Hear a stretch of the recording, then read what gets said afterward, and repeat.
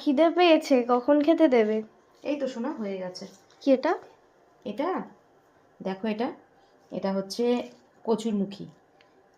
কচুরমুখীটাকে দেখো, টমেটো সেদ্ধ করেছি, কচুরমুখী সেদ্ধ করেছি, আর ধনেপাতা পেঁয়াজ টিয়াজ দিয়ে সুন্দর করে মাখছি। এখন তো শীত পড়ে গেছে, আর শীতকালে এরকম মানে মাখা। এবার এটা ধরো ভেন্ডি বলছি, বেগুনও হতে পারে, বেগুন দিয়েও এরকম মাখা ভাল লাগে।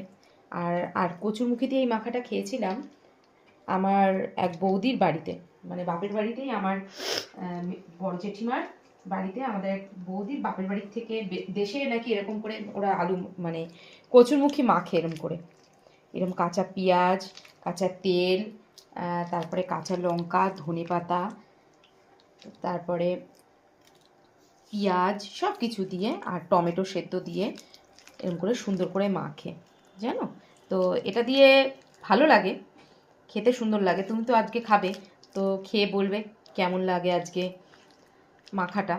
ঠিক আছে।